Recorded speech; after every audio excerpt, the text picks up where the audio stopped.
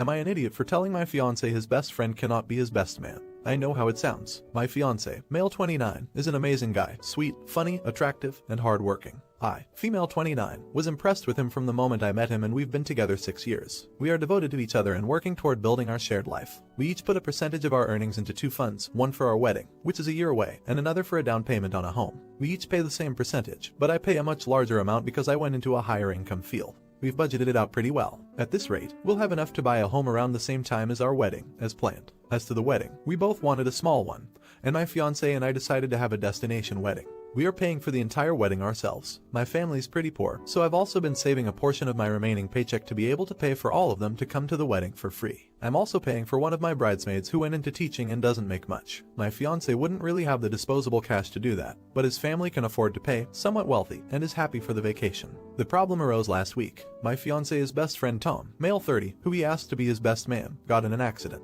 It was likely entirely his fault as he was riding his motorcycle drunk. He suffered significant injuries, is going to have some major medical bills, and admitted to my fiancé he doesn't think he can afford to come. My fiancé wants to pay for him several $1,000s and lend him money to help cover his medical bills. But, especially with everything going on, my fiancé does not have and is unlikely to be able to get the money to do either. I could afford to do both, but I don't want to. Truthfully, I can't stand this friend. He often rides or drives drunk, does not have a job, makes snarky comments about my fiancé that he insists are just jokes, but that I know actually affect my fiancé, and lives in his parents' basement while ignoring their well-being. I was willing to have him up there as best man because my fiancé considers him a brother and it's his choice. I wasn't happy about it, but I wasn't about to throw a tantrum about it. But with everything going on, my fiancé has suggested taking a huge chunk of our savings for a house to help, and I said no. We got in a huge fight and he called me selfish and cruel, at which point I lost it.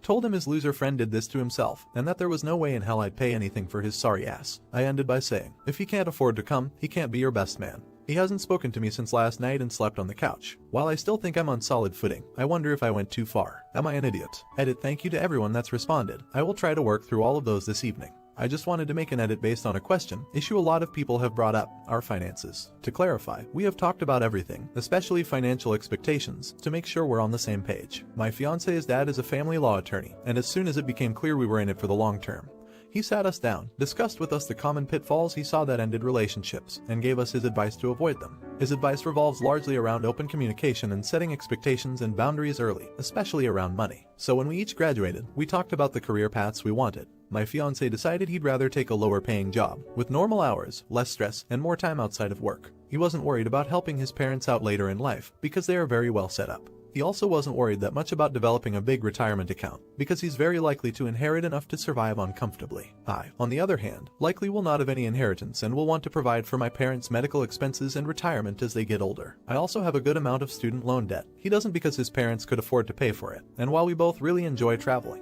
he'd be willing to cut back on it significantly to have an easier job year-round. I wouldn't want to burden him with those costs, the ones that I brought into the relationship, as I feel that would naturally cause resentment, especially if it meant he had to work a job he enjoyed less to help share the costs with me. So I took a high-stress job that I don't enjoy and that requires me to work longer hours, but that pays significantly more. We agreed we each should be able to make that choice and decided a fair way to handle finances would be to 1. Create a joint account for common expenses, rent, bills, food, entertainment, work clothes. At his father's suggestion, we put in writing specifically what the fund could be used for, agreed that anything outside that list would need to be approved by both of us, and that if the account is dissolved, we each get back what we put in and we split any interest evenly. We each pay in 35% of our incomes. Because of the difference in our incomes, about 80% of the fund ultimately comes from my income, which I think is reasonable because we're a team, we're building a life together, and the difficulties of my job invariably affect him too. 2. We create other joint savings accounts as needed for new projects, each the same way, with a written agreement as to what they can be used for. We have one for the house, each pays 20% of our incomes, and one for the wedding, each pays 10%.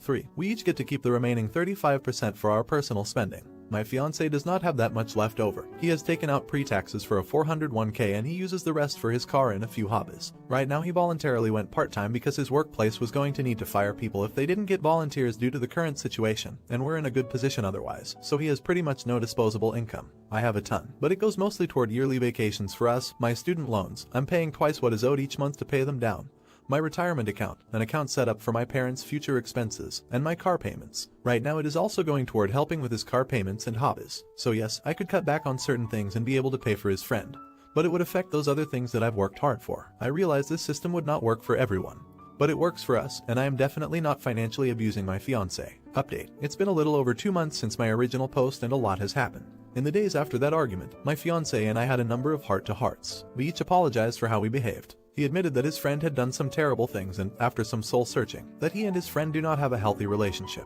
He loves the guy, as his friend had been there for him through some tough times, but knows Tom needs to change. I thought hard about several of the comments made on the original post, and made a tough choice. I told him that I hated the idea of bailing Tom out, and would never agree to help with his medical bills, but provided Tom made some effort to change, I would pay for him to come to the wedding with my own separate funds. I love my fiancé more than anything, and I don't want anything to mar our wedding or the start of our marriage. Long story short, we sat down with Tom's parents, who were also fed up with him and had previously refused to help with any bills, to discuss the best way to help him. We all ultimately agreed that we would cover some of his costs, us the wedding and his parents the medical bills, but only if he accepted responsibility for what he's done and hit some concrete milestones toward changing, including successfully completing a program at an inpatient treatment facility for his addictions. All four of us sat down with him to make this offer. I won't go into details, but it didn't go well. My fiancé finally lost it and told Tom that he'd stuck by him through years of shitty choices, and that if Tom wouldn't get help, he didn't even want him as a friend, much less a best man. Tom told us all to frick off. We hadn't seen or heard from him since, and it has been incredibly hard on my fiancé. Then, this past weekend, my fiancé received a text from Tom. It wasn't long, but thanks for everything he had done for Tom, apologized for everything, and let him know that he was on his way to a treatment facility. He hoped he could stand at my fiancé's side at our wedding,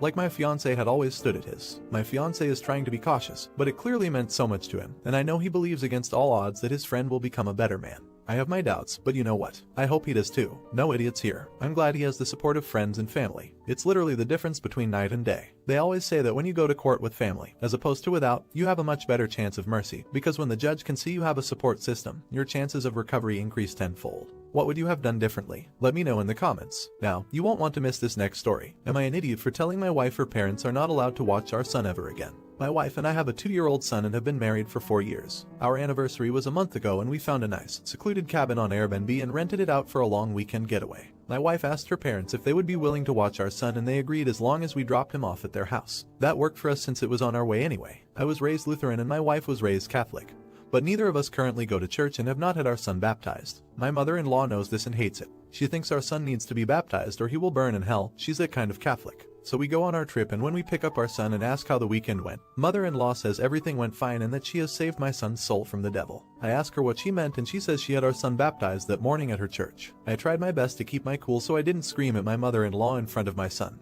but I pretty much grabbed my son and left. On the car ride home I was fuming and told my wife as calmly as I could that this would be the last time her parents had our son unsupervised. She tried to downplay what her mom had done, but I told her we need to wait until we get home to talk about it because I'm not fighting in front of my kid. When we got home and had a chance to talk about it, things got heated. I told my wife I no longer trust her parents with our son and that if they did something like this behind our backs I can't trust them to respect our wishes as parents in the future. I said this was a huge breach of trust and I will forever look at her mom differently. She continued to try to defend her mom, saying that she was only doing what she thought was best for her grandson. She even downplayed it by saying that it's just a little water and a few words and we don't go to church anyway, so what does it matter? I told her that under no circumstances will I allow her parents to watch our son by themselves again. I said that we can still let them see their grandson, but only if we are present. I also said that if she doesn't see what the big deal is with this situation, that maybe we aren't on the same page as parents and maybe we need to see a counselor. She started crying and said that this isn't the kind of decision I get to make on my own and I'm an idiot for trying to tell her what kind of relationship her parents can have with our son. I told her that I no longer have any trust or respect for her parents and that I don't know if there's anything they can do to repair that. I told her I don't care if that makes me an idiot, but what her parents did was unforgivable in my eyes and they put themselves in this position to lose privileges with our son. She's been trying to convince me to change my mind for the last month, but I'm not budging. To me, this is a hill I'm willing to die on. Update. First off, I want to thank everyone who sent me supportive messages and advice. I never expected my post to get so much attention. Since many of you requested an update, here we go. Turns out some of you were right. My wife was in on it. I confronted her a couple days after I posted and directly asked her if she knew that her parents planned this. She broke down and confessed everything to me. Mother-in-law had been pestering her about baptizing our son nonstop and my wife finally caved. My wife has been working from home during COVID while my job requires me to go into the office. My wife and mother-in-law started doing Zoom meetings with my mother-in-law's priest to start the baptism process. They lied to the priest and told him that I was okay with baptizing our son but didn't want to be involved. The priest allowed it and they started doing online baptism classes while I was at work. My wife admitted that she planned it around our anniversary getaway and that mother-in-law had somehow convinced the priest that her and father-in-law would be the only ones in attendance. My wife told me that I wasn't supposed to find out, but my mother-in-law couldn't keep her mouth shut for even one day about it. Their intention was to keep this from me permanently. I did contact the church to let them know the truth. I talked with the priest and he was surprisingly helpful. He said he would take the proper steps to make sure mother-in-law is no longer welcome in their church and to reach out to the local parish to see what further steps need to be taken. I have yet to hear back from them on that. My wife and mother-in-law are mad that I got her kicked out of her church.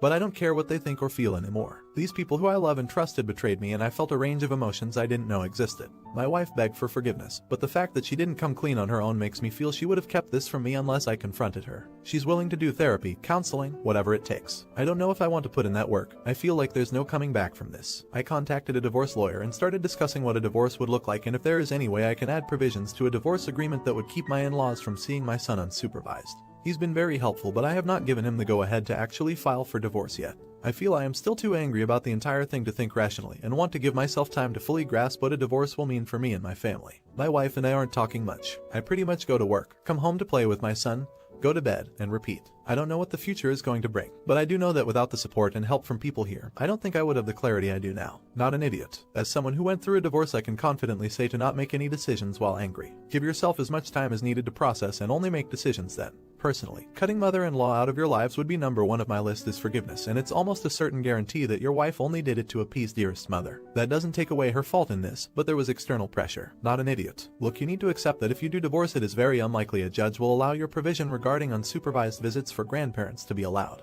They have not harmed your child. They have simply had a priest pour water on him and say words. That is not enough to disallow them access by a court. Your feelings are valid and whatever you choose is your choice. But you need to be aware that the chances of that provision are highly, highly unlikely.